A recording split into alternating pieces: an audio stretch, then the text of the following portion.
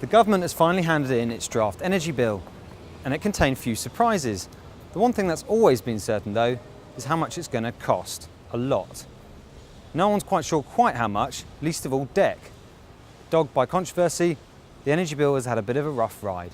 Back in December of 2010, the government announced electricity market reform.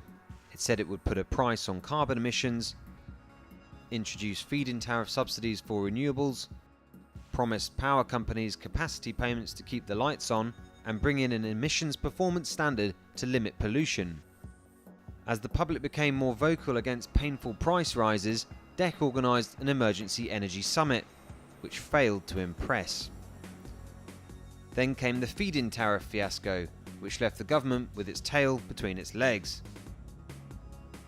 In March, German firms RWE Power and E.ON pulled out of plans to build new nuclear, which asked all sorts of uncomfortable questions of the UK's nuclear policies.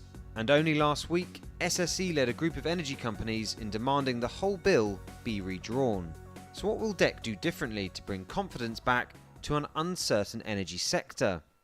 The draft bill will establish contracts for difference, a mechanism which provides incentives to producers of electricity over a longer period of time. Energy Secretary Ed Davey said these new contracts would benefit renewable technologies because they'll get a firmer price. The government's plans have long been criticised by industry for involving too many different policies. One of the leading Big Six energy firms told me the bill was just too complex. Empower has been very clear that a capacity mechanism, the need for that, the case for that has just not been shown. I think we're absolutely convinced that what we have at the moment does make sure that we have the right capacity. That's for one. So I would absolutely get rid of that for the moment. But government have indicated quite clearly that's not going to happen. They want a capacity mechanism. We're worried that means an extra billions, we don't know exactly how much, on customers' bills. What I would urge the government to do is make sure that anything they do, they put the customer right at the heart, because whatever path we take is going to mean more money being spent on energy bills, and we have to start being absolutely honest to customers going forward in this country and elsewhere exactly how much the costs are going to be and who's in control of those costs, because the energy companies at the moment particularly probably in control of maybe 20% of people's energy bills, but of course get 100% of the blame. Others are a little bit more optimistic. After all, the industry's been expecting these changes for nearly 2 years. The detail is quite mind-blowing at times, but we have to get there. We will not deliver the government's expectations unless we make some changes to our electricity market.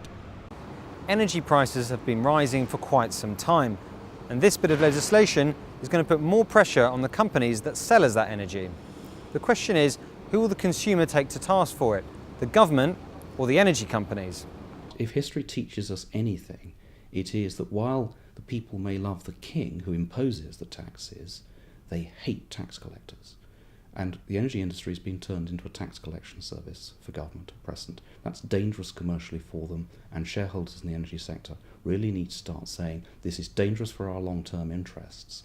Don't comply with government requirements which expose us to consumer hatred.